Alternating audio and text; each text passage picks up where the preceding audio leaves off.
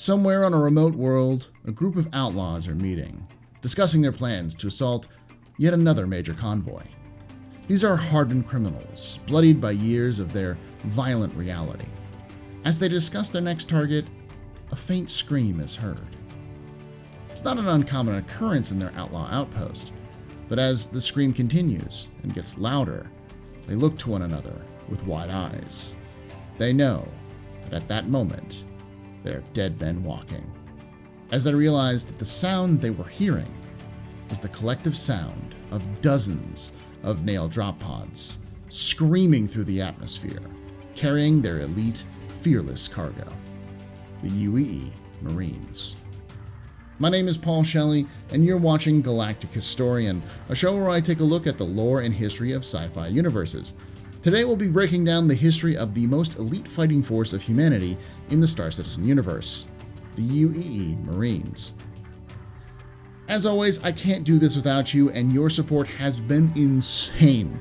I want to thank you all for your support and remind you that you can help this channel just by subscribing or liking the videos and sharing it with those who you think might enjoy it. With that said, let's learn about the Spear of the Empire. At its inception, the Marines were part of the United Planets of Earth Army, likely a group dedicated to space-to-ground invasions and strikes, but at that point, it was still mostly theoretical. They were at the time the closest to special forces the Army had. But they seemed to be scattered, as they acted as everything from infantry and mechanized forces to small infiltrator teams.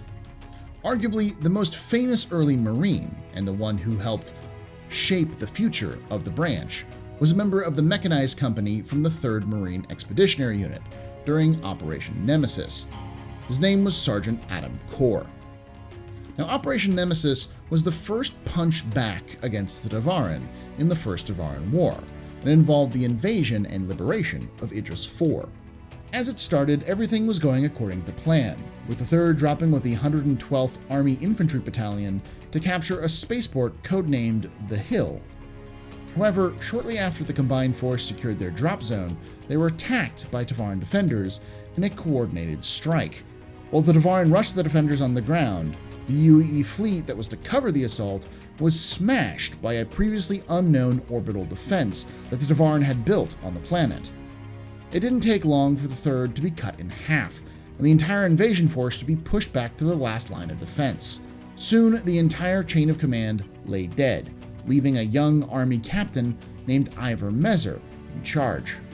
This new supreme commander of the invasion sprang to action, organizing ambush points and ordering round-the-clock, danger-close bombing runs on the assaulting Devarin. He didn't stop there, though. Recognizing the threat of the ground-to-orbit defenses, he grabbed Marine Sergeant Adam Corr to lead an infiltration team into the defenses, utilizing a captured Devarin skiff. Due to the training and experience of the Marines, they managed to find the nexus of the planetary defenses and surprised the defenders of the facility, who were not expecting the surgical assault. Taking the initiative, Corr ordered his men to turn the defenses on the Devarin fleet. Knowing he wouldn't be able to hold the facility for long, the team planted explosives on the control nexus and held out as long as they could, retreating and blowing the facility when they were about to be overrun. Thanks to the efforts of Sergeant Adam Corr and his Marines, the battle for Idris IV turned in humanity's favor and cemented the Marines as more than just an extension of the Army. After the war, the Marines were founded as their own branch of the armed services of the UPE, separate from the Navy and the Army. Their goal was to turn the Marines into a specialized planetary invasion force, separate from the Navy and Army, with more emphasis on specialized missions. When the UPE transformed into the UEE under the Mezers, the newly created government branch called the High Command included a seat for the Marines, with a brand new rank of Legatus Marinium, or the head of the Marines. Under this new order, the Marines were fed recruits from the best and brightest of the Navy and Army, meaning that, in theory, they would be the cream of the crop. While it seemed like the Marines were finally finding their footing, their future would be thrown into doubt when Warlord Korathal emerged with his reforged Devarin fleet to start the Second Devarin War. The Marines found themselves as the odd man out, as their specialized role was not valuable in a war where resource raids and space skirmishes dominated the conflict. The Army would claim sole dominion of the ground-based operations, pointing to the impressive Battle of Korean Pass, and the Navy constantly pointed out that the Marines lacked the size to go toe-to-toe with the Tavaran battle fleet.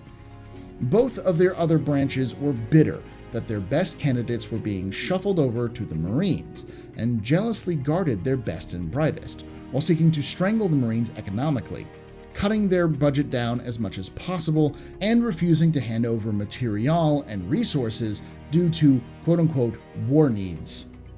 In April 2605, this all came to a head when the Tavaran invaded the Oberon system. Oberon is not claimed by the UEE, but has humans living in it. It's also home to a large quantum fuel refinery. So when the Tavaran invaded the system and occupied the frozen planet of Uriel, instead of simply raiding and leaving, this posed a massive problem. You see, the system was just a single jump away from the beleaguered Vega system, which had been dealing with raids all throughout the war. Vega itself was also a single jump away from the breadbasket of the Empire, Bremen. Additionally, there was a fear that if the Tavaran turned the system into a resupply point, they might be able to push all the way to the Peri line. Many believed that the resurgent Tavaran had been aided by the Xi'an, and that if the Tavaran managed to push all the way to the Peri line, the Xi'an would then join them in their war against humanity.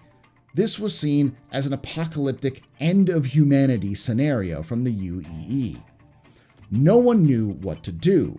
The High Command feared high losses in an attempt to capture the system, and were reluctant to commit Army and Navy forces as they would leave other areas of the Empire vulnerable to raids by the Tavaran. That left the understrength but determined Marines to deal with the issue through a surgical strike. The Marines were more than up for the challenge, as the Special Forces from the 1st Marine Combat Battalion, or 1st MCB, had been training for weeks when the word came down that the High Command had authorized them to strike in what would be called Operation Oberon. They shifted their training to a hand-to-hand martial arts style, developed after the First Tavaran War specifically to counter the Tavaran traditional moves. They also used schematics and scans to recreate the landing zone almost one-to-one, to train on tirelessly. Soon, they boarded a secretive Navy transport to Oberon. They knew they'd be outnumbered and outgunned and would have to strike at the perfect moment. So they waited for days in the Vega system until the weather cleared enough for them to use their new signature transports, the orbital drop pods known as Nails. These rocket transport pods are fitted with inertial dampeners to keep the sole occupants safe from the intense G-forces of their descent from space to surface, which, due to the powerful rockets, could take as little as 90 seconds. The purpose of Nails was to get to the surface as fast as possible, faster than any enemy could react. But this speed required intense training and practice, for which the Marines were well suited for. Early in the morning of June 24, 2605, the Marines touched down on Uriel, near a decommissioned maintenance enclosure which gave them access to the tunnels connected to the quantum fuel refinery, their main objective. They hoped by destroying the facility it would disrupt the Tavaran's plans and cause them to abandon the system. At first, they did well, sneaking into the control room of the facility undetected. Once they arrived, they were able to kill the Tavaran there without any incident. But as they were setting up explosives, they were made by a group of Tavaran soldiers. The ensuing firefight and ever-increasing number of Tavaran meant they weren't able to set the explosives properly, so they resorted to improvised demolition as they fled to their secondary evac point. When they breached the surface of the icy planet, they found that their evac had been chased away by Tavaran defenses, and they were on their own. What followed was an epic journey of survival and heroism that cemented their legend as near super soldiers. The High Command had given the odds for their survival at this point at 3.8%, which their commanding officer, General Adachi, scoffed, saying, "They've obviously never met my Marines." Despite the odds, the general was correct, with the Marines managing to eventually be evacuated from the frozen mountains of Uriel after being hunted by a much larger and better equipped Tavaran force. The success of Operation Oberon cemented the ideal of the Marines in the public eye and their importance to the UEE High Command. They'd become specialists, commandos, and elite strike forces, able to muster and hit any target anywhere in the galaxy with little to no assistance from other branches and at a moment's notice. They would continue to prove themselves up to that task well beyond the fall of the Mezzers. Their assaults on OP Station Damien and Echo 11 during the Nexus conflicts have become so legendary that they've been enshrined in the video game Star Marine. They were also the first to test the brand new M2 Starlifter in combat, when they used it in their raid on an entrenched outlaw station in an asteroid belt in a border system, using it to great success to deliver Marine Nova tanks directly onto the battlefield and to take the base without losing a single Marine. The success of the Marines is largely due to their training and selection process. You see, no one can choose to go to the Marines. The Marines choose you.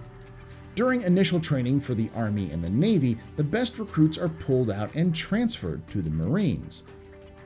These recruits are then brought to the ice planet of Corrin in the Killian system, and on the surface of this frigid planet, hostile to life, is where these Marines will be forged. For 6 months, they train around the clock in icy conditions. This boot camp is as much about survival as it is about making good soldiers. Those who make it to the very end are inducted into the Marines and allowed to enter the private underground caverns of the planet, which act as the Marines' headquarters and will act as their homeworld for their time in service. After boot, they continue their training, returning to the surface and honing their skills in their respective positions. As the Marines are a self-sufficient branch, they have to fill all of the roles that both the Army and the Navy already have, from foot soldier to fighter pilot and beyond. Once they've been fully trained, many will be posted on naval vessels to act as gunners in security. Others will find positions on terrestrial bases alongside Army personnel to act as special forces or to defend remote outposts near hostile territory. And the rest will be posted to the Marine fleets to work alongside other Marines. Today, the Marines continue to act as the spear of humanity, acting both as shock troops and commandos, able to operate alone or together with the other branches. They are the nightmares of the enemies of the UEE, and they know no fear. Thank you for watching. For now, I want to thank those who help this channel monetarily, my wonderful patrons, like those on the screen right now.